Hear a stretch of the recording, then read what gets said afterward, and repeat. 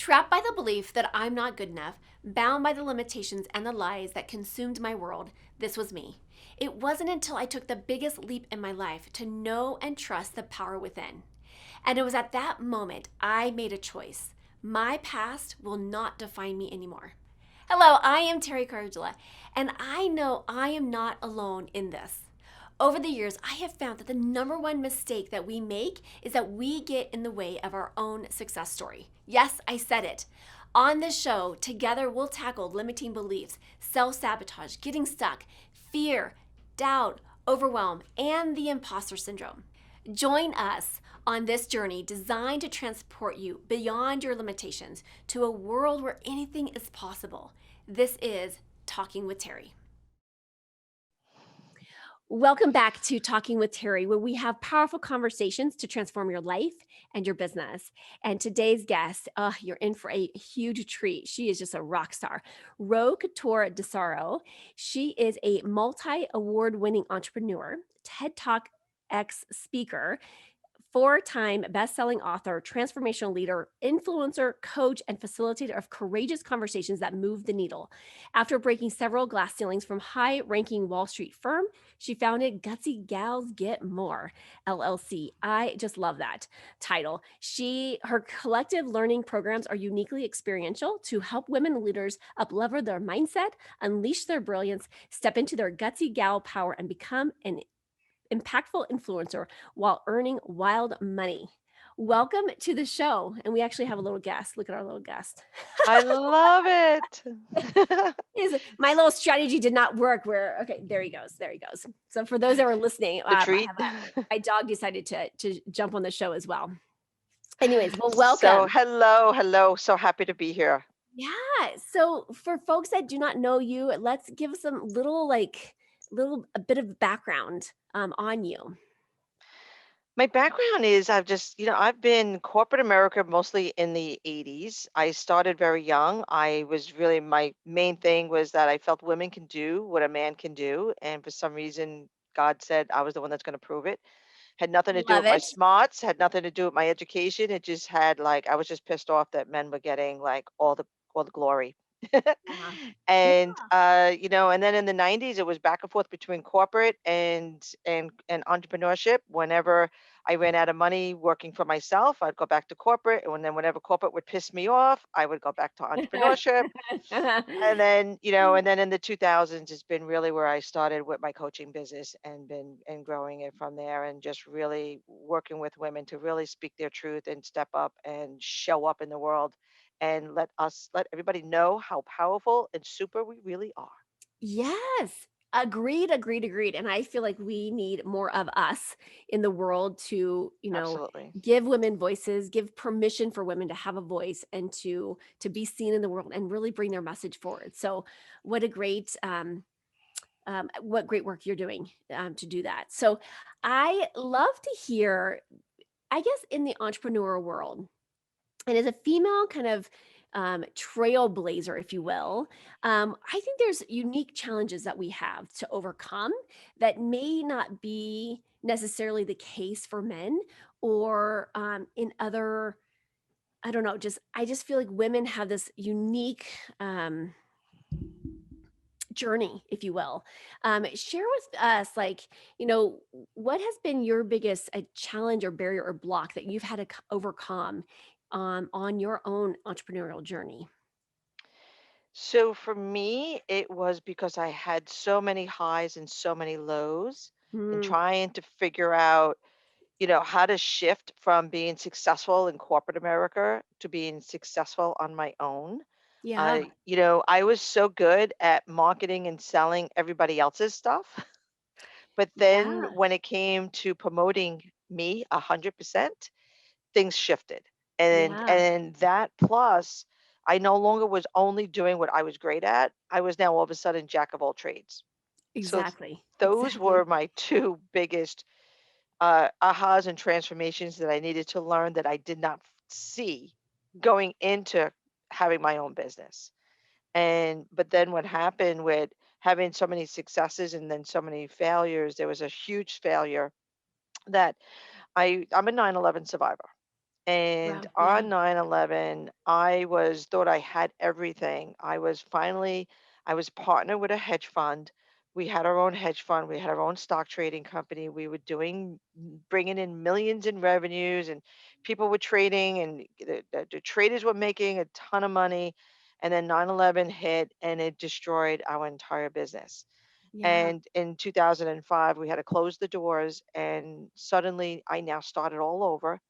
This Yeah. time, I'm starting all over with young kids and lost everything, literally lost everything, and Wow. completely starting all over. And then before I even got my feet on the ground again, which I didn't, the recession hit.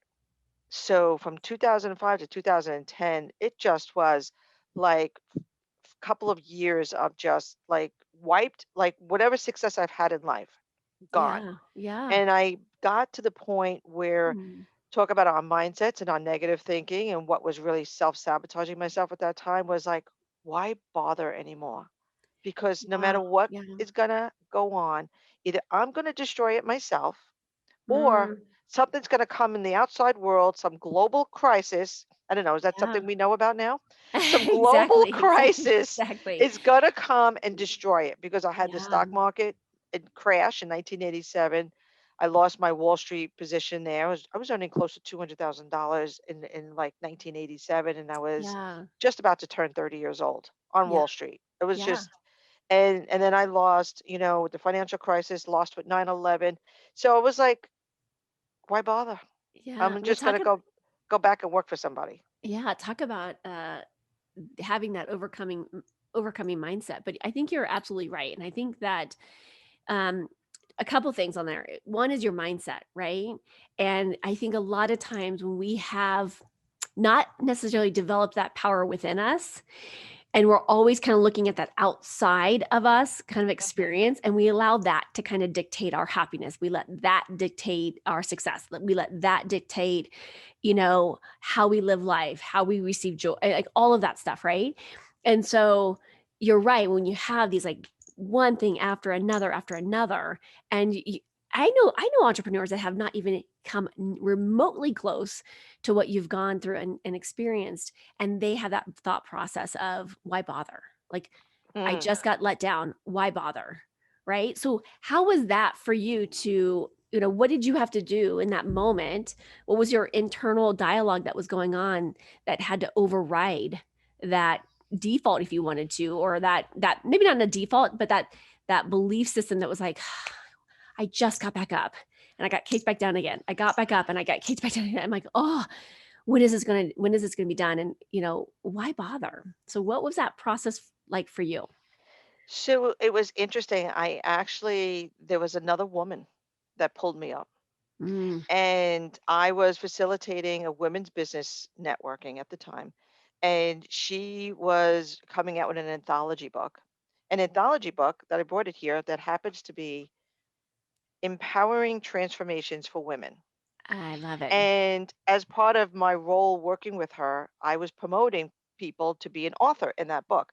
All at the same time, my internal talk was like, I know this is I should get my story out there. I know there's Mm, something there should be, but I'm not good at writing. I'm a speaker. mm, I'm not a writer. I don't know how to do this. And I kept saying no, and kept yet promoting other people to join, yeah. because I'm like, become an author. This is the greatest thing you need to do to get exposure and all this.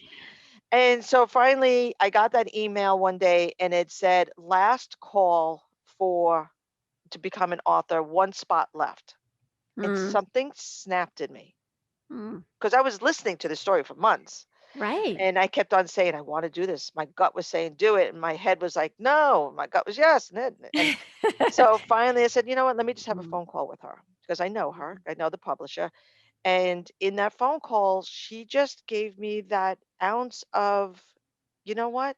Support. You can do this. yeah. And I'll Yeah. be with you along the way. And whatever you could overcome this, I know you'd be great. I know you'd be fabulous. I have a copywriter, I have a copy editor, which in that world I didn't even know. I'm like, oh, so I could write something and somebody could fix it.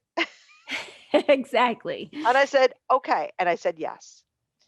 From Wow. that moment, of making that decision to say yes, the Mm. universe just completely changed. And I Yeah. know we don't have that much time to speak, but what happened was miraculous. Yeah. That very next day. So now when I said, "Okay, what am I gonna talk about?" I'm like, what's been my empowering transformation? I don't know. This was Yeah. years. This is now 2010, 9 years after 9/11. Yeah. She said to me, she says, "Well, I know you're a 9/11 survivor. Can you write about something from there?" And I'm like, I didn't learn anything about that day. There weren't any lessons. So I said, okay. Mm. And I started to do some deep discovery on what did I learn about Yeah. being there on 9/11, running away from the second plane, and Yeah. getting home and Mm. surviving it. My business didn't survive, but I personally, physically survived. Yeah. At the same time, I also get a reach out from a call on somebody in Facebook that I have not spoken to or seen in 25 years. The Mhm. moment she reached out to me, and I had the coaching call the next day, and I told them that, it was the moment they're like, "Well, now we know what you're talking about," because this woman's father had tried to do inappropriate things to me when I was 10 years old.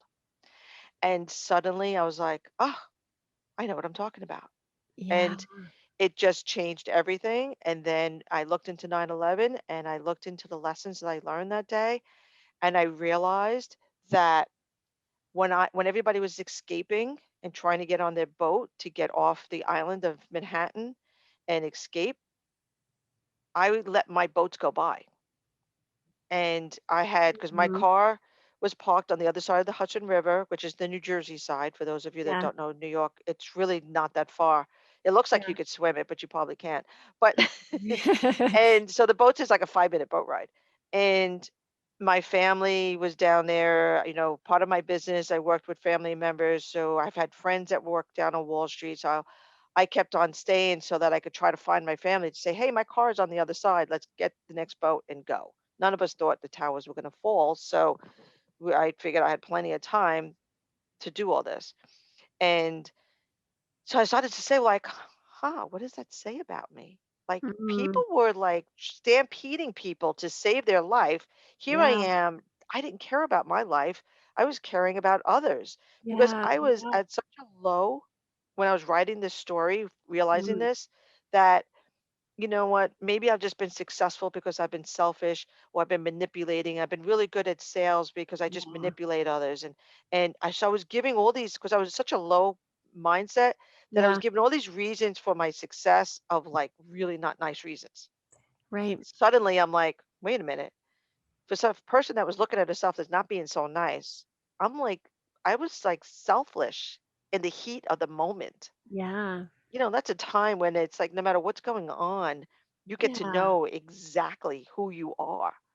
And I Yeah. was like, That's wow, I profound. am a Yeah. giver. I Yeah. am a servant.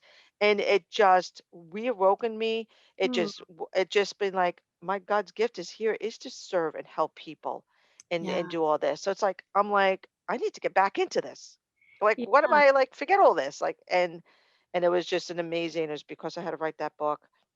And because I said yes to writing a book, not only learned about where I am today, but also got healed from that situation that happened when I was 10 years old, because it gave me the courage to have that conversation with this friend of mine who, Yeah. it was a sleepover with her father Yeah. when she was 9 and I was 10. And I can't go into those stories, but Yeah. it brought healing. Yeah. So not only Yeah. it was just an amazing transformation. Wow. And it brought me to what I'm doing today. Yeah, well, there's so much in here to, like, unpack, but It's there's a it's couple things that I wanna, like, point out, like, I think you're absolutely right, when we trust and listen to that inner guidance, that says yes to saying yes to you, and that's for you, that was, writing that article and or writing in that anthology book and bringing to light all those gifts that you received during that time, and I truly believe that when we get into alignment with that that I call it the inner knowing, because when mhm, we're in alignment with that, we are fully guided and supported, mhm. and we can't make it it's almost like we can't make up, like, what happens when we tap into it. It's like, it just feels like everything is falling into place, right? Yes. And so, good for you for listening to that and taking that leap of faith, and sometimes I think that we have these opportunities, And, if we don't listen, we get told again, and it won't stop until we do it. So I'm glad that you finally listened and said, yes, let's go forward, and let's share my gifts. Right. And the other thing I want to share was like, as a high, like I know, and all my clients that are like high achieving women, they've come from this place of this mindset where, and like you said, I think you called it the kind of a low level mindset where Hmm. you were, completely, you know, A beating yourself up, self-sabotage mindset. self-sabotaging, and then almost kind of like taking the Beating whip to up. yourself, like just beating yourself up. And I'm so grateful that, you had that, maybe that ounce of what, the someone else believing in you. And I think sometimes it's so powerful when we can find, even if we don't, we know it inside, but we need almost kind of like a outside validation, and Hmm. wherever that comes from, right? Just But that so little bit of ounce to push me over it's the like, edge. yes, like you got this, like, right? And now, look at you now transforming tons of people's lives in a similar boat, right? Hmm. So profound, of that transformation. So what would you share with the listeners? Um, a tool, a strategy, or an awareness that you had, because I think as you're talking about 9/11, and some people may or may not have experienced 9/11. I think all of us did in some capacity, but there might be some people that are not listening. And I think we have this huge, that was a huge impact on our world, right?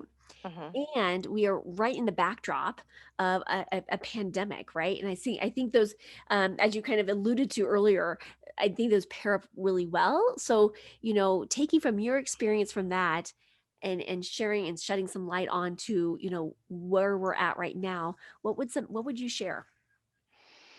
I would share that no matter what's going on in life, there's always a silver lining. Yeah.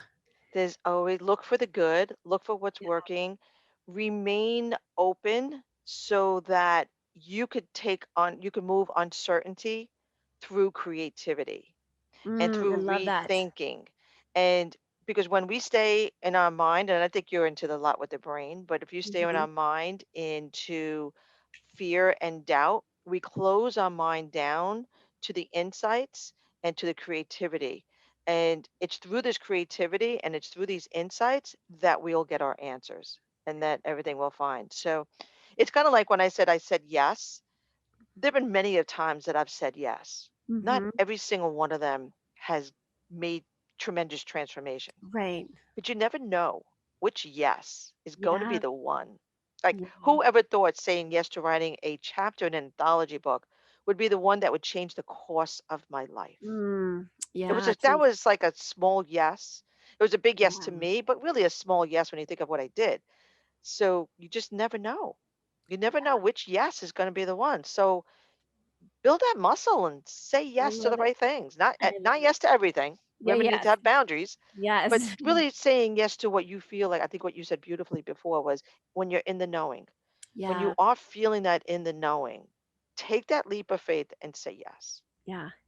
Yes, and I agree, like, I think as business owners, I think sometimes we wanna leave out necessarily that kind of that knowing piece, or that intuition, if you will, or, call it spirituality, whatever you wanna call it, but I think it has to have a space and place in the work that we do, because we are human beings, right? It's Versus our the human doers. superpower. Yeah, It's our it really. superpower as women. It's our feminine leadership Yeah, that we have the ability to bring to table and show the world and show men what yeah, they're missing. It's a big piece yeah, that if they tapped into, they would be even more powerful. yeah. It Should we is. tell them that secret? I don't know. Yeah. I'm all about abundance, so I feel like we should, Yes, right? exactly, Let them in on the exactly. secret, okay? Like tapping into No, it's well, I'm also about that when men understand our powers, then we could grow, would open more doors for us.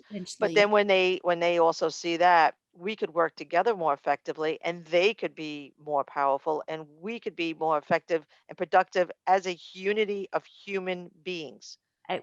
So, Agreed. Amen. Right? Amen. yes. And I agree, like, if we can all come together and really see, each other as the beings that we are, right? The Mhm. unique, the gifts, the unique experiences, because your experience is different than mine and different than the next person's.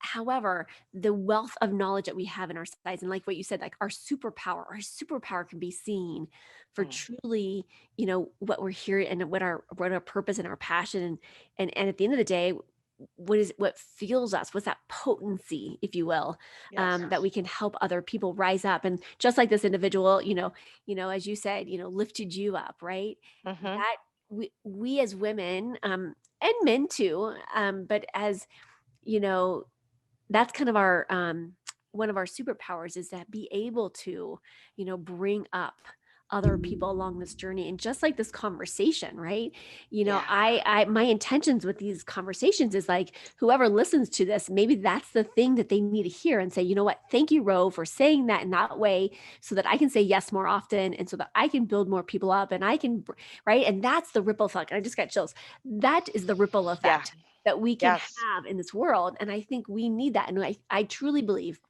that in this time and space, we need more positivity. We need to be able to shine our lights so fully and so unapologetically, right? Yes. And you're so right, because one of the things that I've experienced and I've come to know so deeply into my gut is that when women show up powerfully, men love it.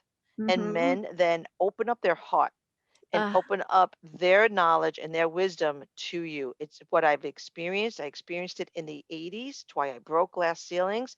They loved it. I wasn't this complainer or this, the bitch, and they and, and I wasn't all this. And I noticed it when I was bodybuilding back then too, and lifting weights and bit. I've done a lot of things where I was the only female, and every single time, and even still to this day, that when you show up powerfully with the kindness, in today's World Kindness Day, so with the kindness and the compassion and the love that women can do, they open their arms. Yeah. And, so it's just another little secret that I just want to share with women, to like not Yeah. be afraid to show up powerfully, because people respect that, Yeah. but Oh, with compassion. yes. Yes. I love it. I love it. What a way to kind of tie up our conversation today. So, for those that want to connect, that want to collaborate, that want to, speak further with you, how do they get in touch with you? So if you want to just reach out by email, it's my name. It's Roe, Roe, at roecouturedesaro.com or gutsygalsgetmore.com. My social media handles are BA Gutsy Gal. So you can find me on LinkedIn, Facebook, BA Gutsy Gal, and Instagram. They didn't want to give me that one because I had it, couldn't find it. So now it's Gutsy Gal _ leaders. So pretty much probably Google Gutsy Gals Perfect. and you'll Okay. find me. I love it. I love it. So we'll put those down in the show notes. And so, Ro, thank you for being a gutsy gal that has been a trailblazer for so many other women and men on this planet. So thank you for being here Thank and you. sharing your wisdom today. My pleasure. My pleasure. Thank you doing for what you do. Thank you. I am so grateful that you joined me for this episode. If you've enjoyed this, then there's just one thing that I would like you to do: click to subscribe and leave me a rating and review. As my way to thank you, let's connect for a free consultation. Just reach out to me at talkingwithteri, that's TERI.com, to book your time.